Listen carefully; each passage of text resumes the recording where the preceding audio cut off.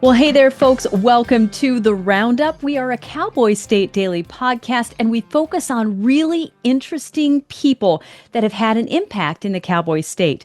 And our guest today has had a huge impact in the Cowboy State. You might not know his name, but if you have ever been to the Cheyenne Botanic Gardens, you know about Shane Smith and his work.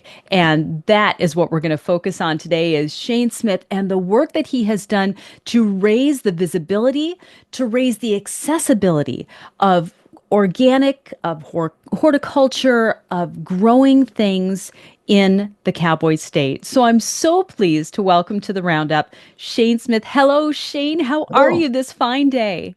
great. A little cold, but good. Yeah, it's a little cold. That's all right. That's all right. Yeah, yeah, This episode will warm everybody up, and it will get yeah. everybody ready for the upcoming growing season. And I just think that that is so fun. Shane, I'd like to start off by just saying thank you for all the work that you have done in raising the visibility of growing things in what is traditionally not a growing things type state. Yeah. Tell us about your love for gardening. How did you start this love for gardening? Oh, as a child, I used to weed my mom's strawberries and decided that was almost as good as candy. That's From great. and she was a great gardener, and then as I got older, I decided what could be more fun than to grow stuff. So having a career in horticulture, which is what the professional name of people who do what I do, is it's a blast. I did it because it's so much fun. And I haven't turned back. I mean, it's that old saying, if you love what you're doing, you're not going to work. And through my career, 41 years at Cheyenne Botanic Gardens, I started there when I was 23, I believe, Wow. and it was east of town, and I was a little, naive about Cheyenne and everything else. I was in Fort Collins studying at CSU, and I heard about these folks doing America's largest solar heated greenhouse. So I came up and started volunteering, and next thing I knew, I was hired and didn't get paid hardly anything. And over the years, had just wonderful staff, wonderful volunteers that really deserve more credit than I do, and we just made it happen. You had a great volunteer program there. I remember you and I first talked. It was 2 or 3 years ago now when we first talked. I did a story for Cowboy State Daily about the horticulture, about the botanic gardens. You've got a great story about the volunteer staff. Well, it's changed as of the last 5 years or so. But while I was there, it was about 90% of the physical labor was done by volunteers. It was a very diverse group of Cheyenne residents. It was, you know, all ethnicities, all incomes. We had a program that involved kids working off court fines, kids who were exemplary, like Boy Scouts, uh, congressional award winner, at least people trying to win a congressional award, young people, and a number of handicapped folks through the Goodwill and through Magic City, two institutions in Cheyenne then. And as of late, it's a little more of a narrow group. It's a little one of our main missions back then was providing therapy through horticulture, and that's not quite as important there these days, but it's still a great program. It is. We want to come back to that idea too here later in the conversation. Yeah. But Shane, tell me about the importance and the impact that Cheyenne Botanic Gardens has had. Why is it, and why was it at the time such a novel thing to have the Botanic Garden there in Cheyenne? Well, Cheyenne is a lot of people don't believe me that it's the toughest garden climate in the lower 48. People in Cheyenne believe me, but people in other places are like, no way. Northern Maine, northern Minnesota's got to be worse. And no, it isn't worse. They have snow cover. Cheyenne has many a winter has the least amount of winter snow cover of the Front Range. There's winters where Denver has more days with snow on the ground than Cheyenne, which means we've got a winter water to keep our trees alive. It's number one in the nation for hail. The town averages 10 storms a year, but the whole town doesn't get hit by hail when that happens. It's very neighbor related, but it still makes it tough to garden. It's it's of course it's dry, 6,000 foot elevation, and it's windy, as everybody knows. But it's the windiest city in Wyoming. Cheyenne beats Casper by an average of 1 mile per hour. Cheyenne has a daily average wind speed of 13 miles an hour. So if you have a calm day, you have to have a 26-mile-an-hour day to make up for it. God forbid we have two calm days. And so there's a lot to think about when you garden there. I jokingly say you'd have to be an idiot to put a botanic garden there, and I was that happy idiot. But the town was so accepting and so appreciative to see a petunia bloom, or how do you grow tomatoes? And so that worked in our favor to have that tough climate. And luckily, we've always had a greenhouse to work out of. We moved to Lions Park in 1986, and a very similar type of solar heated building. And then we expanded 8 acres of grounds, award-winning children's village, and we grew, and I think this still is the right number, 50,000 bedding plants, and planted them all across town with volunteer help, and tried our best to beautify Cheyenne. We were kind of the extension agents. This is where people came to get their gardening information. So we did lots of classes, lots of workshops. That, of course, still goes on. Um, and the new conservatory opened about 5 years ago or so. And it amazes me to this day because it's unheard of that a town the size of Cheyenne has a large tropical conservatory. 28,000 square foot. It was about all set of close to $20 million. Voted in by the people of Cheyenne as an optional sales tax. Plus, we raised another $2 million and we were able to put it together. And there's a number of big cities that would give their right arm to have something like that in their town. And it's free. And you can walk into the tropics when they're open and sit under a palm tree, and Which would be a big boom right about now. I bet that right. tropic garden is real popular right now. And we built in lots of places to sit and hang out and read a book or stroll. And another thing that I think is interesting over the course of the history of the gardens are the number of interesting firsts that the Cheyenne Botanic Garden had. We were the first passively solar heated botanic garden in the nation. We were the first botanic garden to generate electricity using photovoltaics. We also have a wind generator. There's a thing called LEED certification that is green building. And you have to get certified. You have to build in a certain way. You can't have waste, water runoff, light pollution, recycled materials, that kind of thing. And our children's garden, the Paul Smith Children's Garden, was the very first LEED certified children's garden in the world. It was the highest level of LEED certification at platinum. It's the first, I believe it was the first platinum in the state for LEED certification. And then it's the first children's garden to have a theme of sustainability.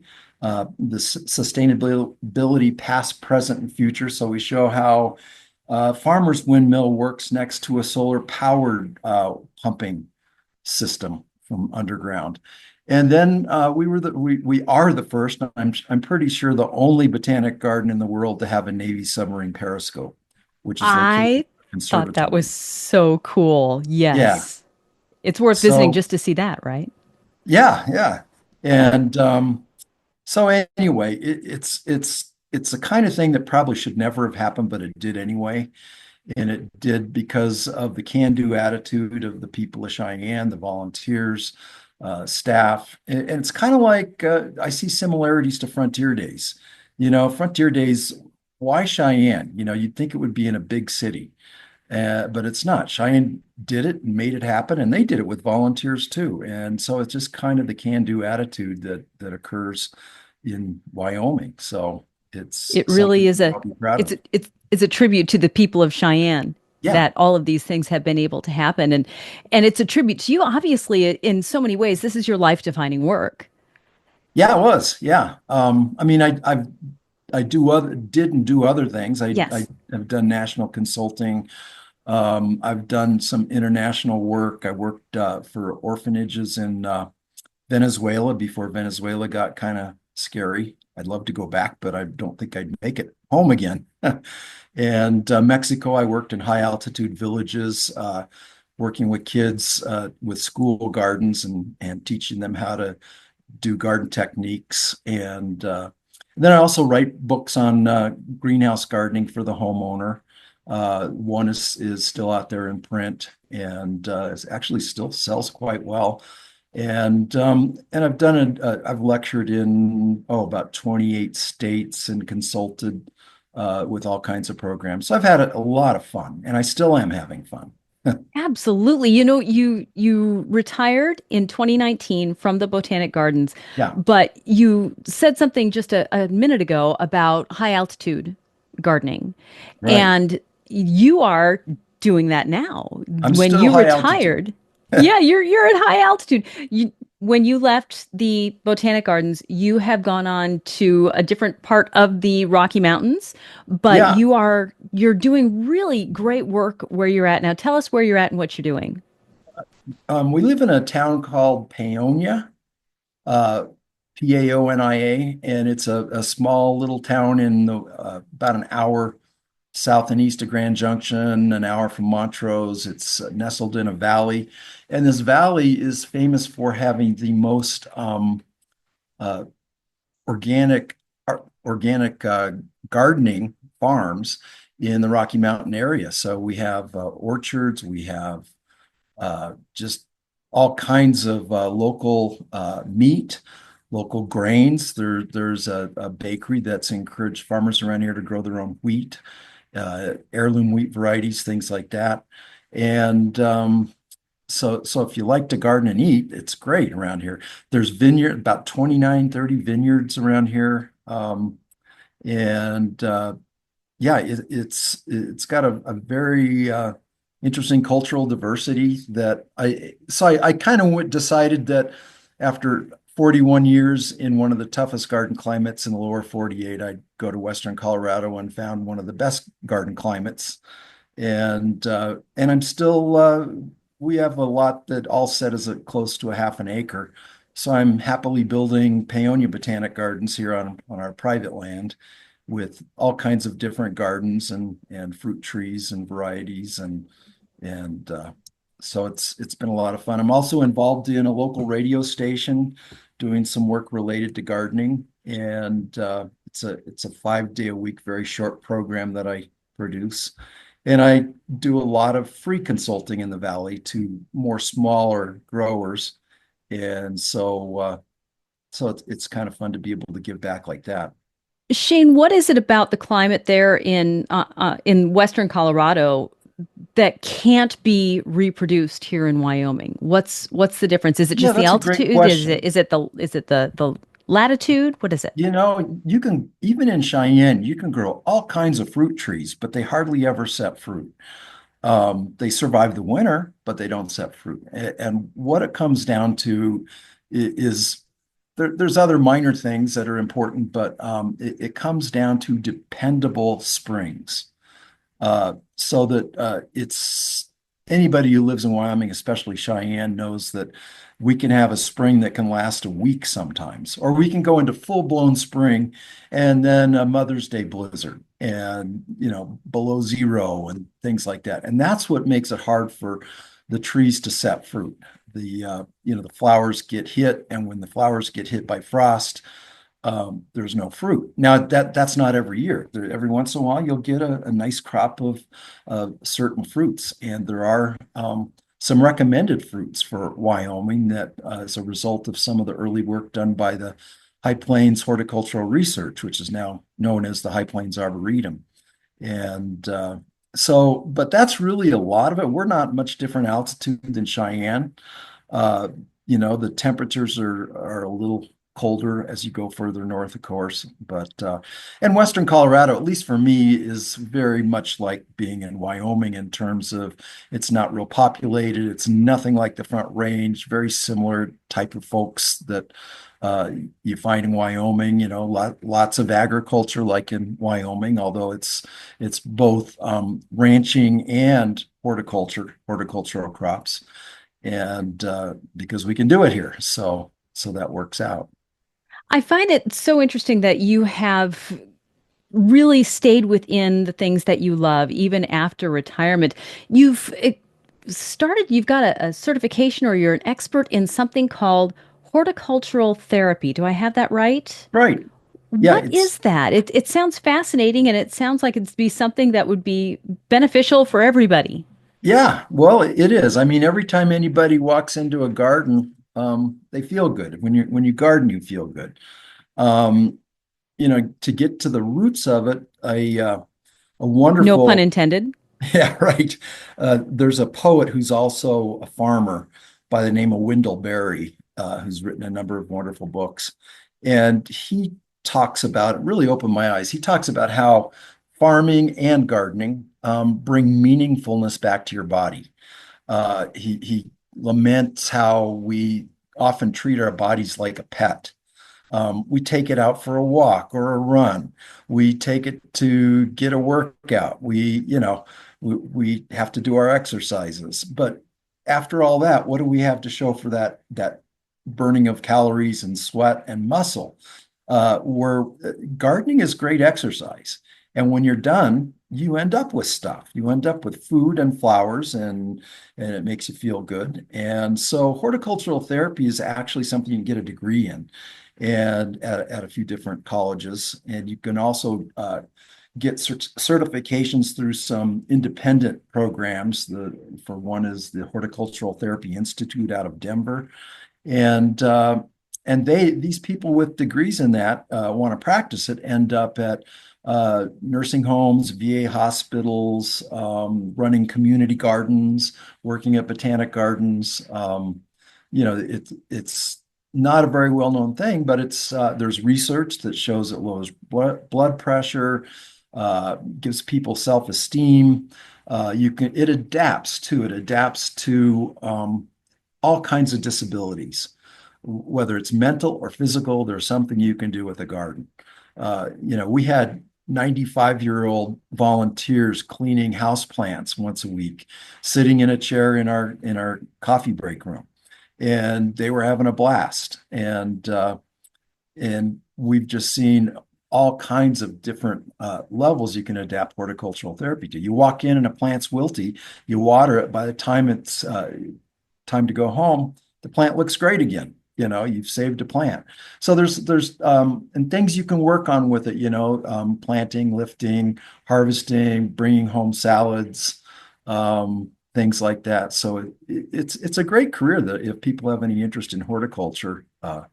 And I should say that horticulture, the field of horticulture, like many fields in America right now, is facing shortages.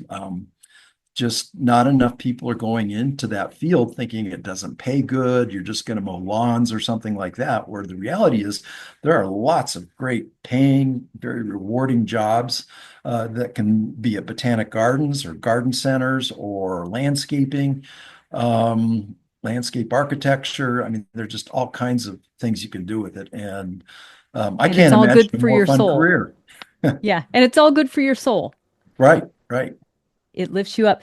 I'm very inspired. I have no green thumb. I have a really hard time keeping plants alive. My mother is great at it. I have no idea how I am not, but I'm not. But I'm Mhm. getting inspired by what you're saying, and I think that's fantastic. For those of us who don't have green thumbs, there are other things though that we can do to be outside. You mentioned landscape architecture. You mentioned things like that. In Wyoming, where the growing season is not great, if you want to get outside, you want to get your hands in the dirt, you've got great ideas for landscaping. You've got great ideas for things that we can do, especially that's specific to Wyoming and its climate. Rock gardens. things like that. Tell us Yeah. about the benefits of those and what are some ways that those of us in Wyoming where it's, again, the growing season isn't great, but we're inspired to be outside and do something and make a difference outside. Yeah, and there's an old term called yardners, and then there's gardeners. And yardner just mows the lawn and doesn't have much of an interest in it, and that's fine. But a lot of yardners want to become gardeners, and how do you go about doing it? And you can, even in Cheyenne, have a very nice flower garden, a very nice vegetable garden. And if you don't believe me, go visit the Cheyenne Botanic Gardens and you can see that in action. And if you can do it in Cheyenne, you can do it in most every town in Wyoming. And so I would tell people to start small. Don't, go plow up an acre of ground. Start small your first few years and see how you like it. And there's lots of information. I mean, there's no shortage of that out there with YouTube and everything else. The Cheyenne Botanic Garden, we have a lot of how-to uh, publications we put together over the years on the website at botanic.org. And so you can learn from that.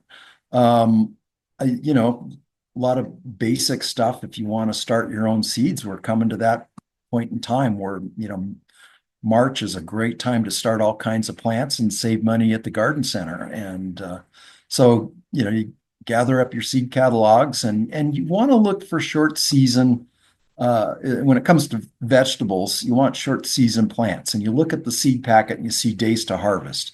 And if you see a 110-day to harvest tomato versus a 60-day to harvest tomato, if you live in Wyoming, you want to go with a shorter amount. Now, it won't be exactly right because it's kind of like EPA mileage figures. It may vary a bit, but it's a one good thing to start with. If you're looking at landscape plants, you need to think about will they survive? You don't want to go to the garden center and come back with plants that aren't going to make it.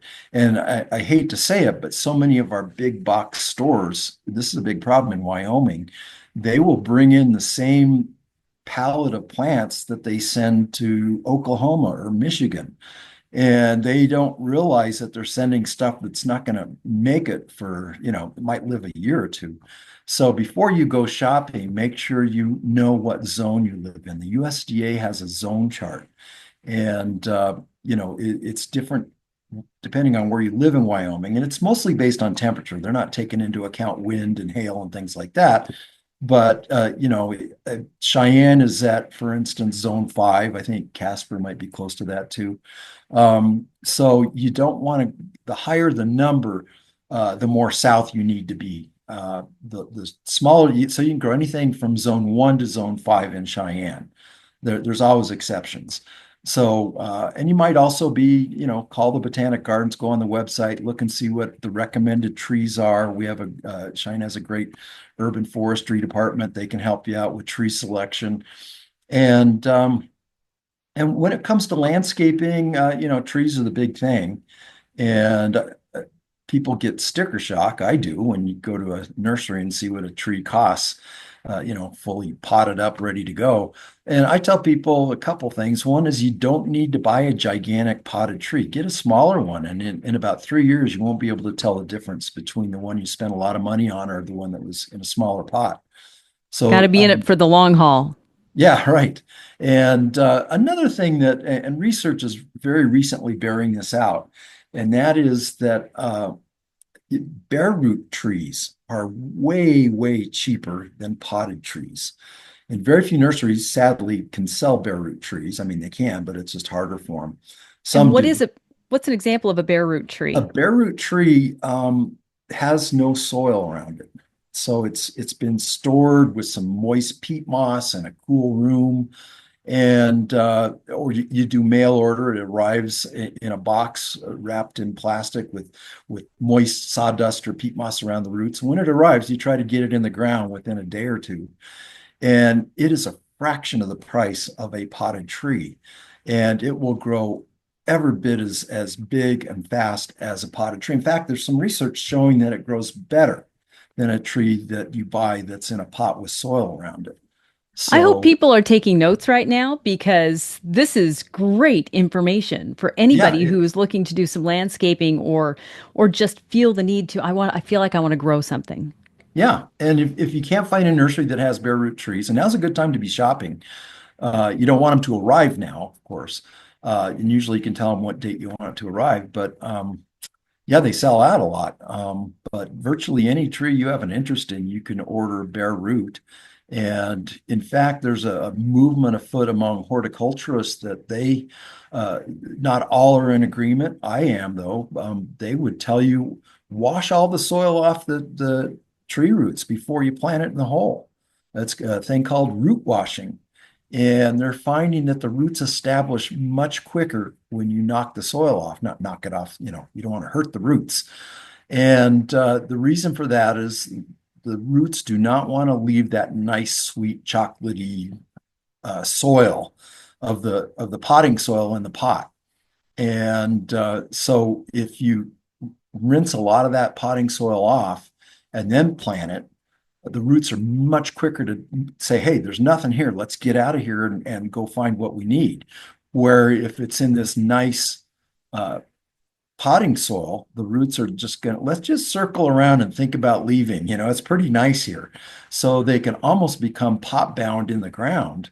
And so this movement is really catching on with a lot of gardeners. I root wash even tomato transplants and get much quicker establishment. And I first learned it from our rock garden expert who designed and built the Cheyenne Botanic Garden crevice garden, a fellow by the name of Kenton Seth, who's co-author of a book called The Crevice Garden, great book. And Cheyenne has just a wonderful crevice garden thanks to him. And I saw him one day. He's taking these potted plants that are going to go in the rock garden, and he's washing all the soil off and then planting them in the crevice garden. I'm like, what the heck are you doing? And now I'm a convert. So um, That's That's fantastic. I love all the different types of gardening that you're talking about. I love all the different ways that you can make your gardens grow. But you mentioned that this is too early now. You can order something now. You don't want to plant it now. When do you want to plant trees, shrubs, things like that in Wyoming's climate? well, most things it's good to learn your last average frost date. And every town is going to be a little different. And in most parts of Wyoming, unless you're super high altitude, it's going to be in May, like mid-May approximately. But let's say you live in a place where it's May 15th. That doesn't mean that's the day you go out and throw your tomatoes out and get everything planted, because look at the weather report. Go listen to Don Day. And he might be saying, "Oh, not yet. There's a cold front coming in, and so be smart about that." And so that's number one. And there are certain plants that can go out and take frost just fine. Even in Cheyenne, I would set out on the front porch blooming pansies towards the end of March and early April, and they can take the frost and just surprise everybody. And there are things like the cole crop family, which is cabbage, broccoli, Brussels sprouts, cauliflower. They can all take a light frost. So you could plant them even with a cold front coming in. Peas, both ornamental and edible peas, can take a light frost. Spinach, lettuce, a lot of the leafy crops, a lot of the root crops can take a light frost. The things that absolutely can't are anything that makes a seed like corn or beans, or fruit like tomatoes or eggplant, peppers. They will not take any frost at all. That So is great, great advice. That's fantastic. You're making me hungry talking about all of these things. yeah, right. You, that is something though right now. I mean, we're talking about looking at the idea that groceries might go up. We're looking at the idea that eggs are really hard to come by right now and are very expensive. I think that's got a lot of people thinking, maybe we should think about growing our own gardens. Maybe we Yeah. should think about the idea of making our own salad gardens. What are your thoughts on that for Well, people who are looking to, can you do that? Can you it feasibly it's do that in you can Wyoming? grow a lot of food in a lot of parts of Wyoming, including Cheyenne. In fact, And nationally, gardening is taking off. It started taking off with the COVID period, but even before that, it was starting to take off. Uh, Historically, we had a thing called the Victory Gardens during World War II, when America was encouraged, really a lot of advertising saying, go plant a garden, go plant a garden. Well, America started growing about 45% of all its produce in backyards and in special community victory gardens. So, yeah, food is very expensive. It's also, God forbid you want to be able to afford organic food. We kind of have a class system now with food. We all used to just eat the same thing. Now you can pay extra and get organic, or if you want to save your money, don't get organic and hope that it's not too poisonous, And but the workaround is it doesn't cost you anymore to grow food and know exactly what you need to spray on it and if it's good for you or not and how to go about it. And it's gardens are very, very cheap to have. You can you just need some decent soil. It's a good thing to start a compost pile. Start getting in the habit of composting your kitchen scraps. Don't compost anything salty like potato chips or pickles. Meat's not a good idea. Critters get into that. And there's all kinds of things online to learn how to compost. And look up wide bed gardening. That's a technique. A lot of people erroneously think we should have our gardens look like a farm where everything's in a row.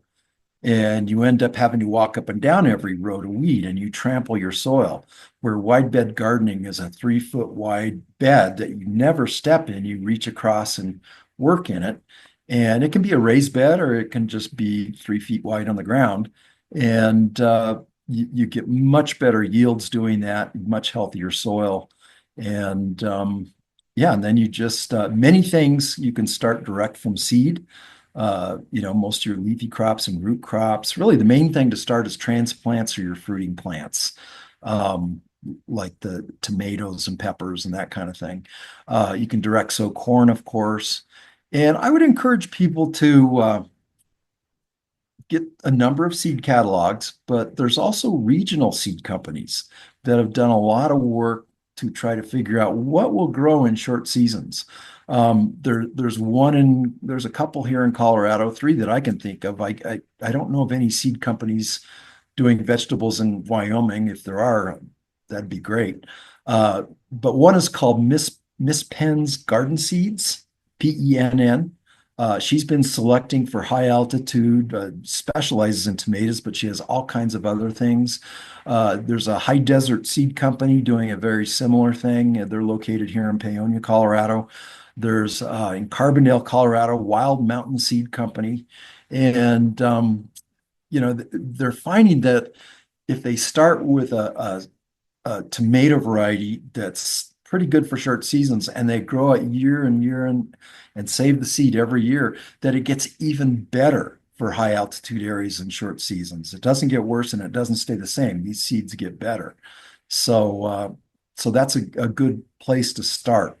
And then you can get into saving your own seeds. But I have one important tip if you're going to save your own seeds. And that is if the plant you love and grow, or that you even bought as a transplant, has the word hybrid in it, you cannot save the seed from it with great results. You can save the seed, you may not have great results. Okay. They don't come true from seed. If it's and there's a lot of catalogs like the three I just mentioned, and there's some national ones that focus solely on non-hybrids. So you can really get into saving your own seed. Hybrids are not bad. In fact, they tend to out yield non-hybrids. They tend to have more vigor, more disease resistance. So I don't want to vilify them, but you can also find some very good non-hybrids. And I tend to grow a mixture of both, and knowing full well which ones I can save seed from and which ones I can't. So Shane, I feel like I've gone to class here, and this yeah, has just been fantastic. And I hope, and I'm sure that the rest of our audience is feeling the same way. I've learned so much from this conversation. Shane, I know that we're about out of time here. I wanted to say, number one, thank you. Thank you for your expertise. Thank you for sharing your expertise and for your love for this organic gardening, for horticulture, for teaching. And I know that those Thank of you. us who have been to the Cheyenne Botanic Gardens, those of us who have yet to go, will now want to make a trip there for sure. Oh, But yeah. It's in a the must do. meantime, where can we find this great information? You mentioned botanic.org, and it's amazing to me that the Cheyenne Botanic Garden got that. Uh, Yeah, I snatched that before the other big gardeners got it because we were the first on the internet, and they didn't Way care to who you go. were. They just gave you the name. So Way to go. yeah, the big So gardens used to tease me about it, but too bad how for do you them. get that? Yeah. Well, so we can go there to get great information. Where can we go to buy your book, Shane? Well, of course, online, Mhm. and good bookstores will carry it. It's out there. It's called Greenhouse Gardener's Companion, and it's food and flowers for the home greenhouse. It works for solar heated greenhouses, which are a thing, and it works for heated greenhouses, cut flowers, food, all that sort of thing. And it's great for Wyoming people to have greenhouses because then you can be picking fresh salads in the winter, tomatoes that are out of the hail and out of the wind. So and there's also season extenders that can do that, really small little miniature greenhouses you can use. So there's information there. If you're interested in crevice gardens, like I mentioned, the crevice garden book.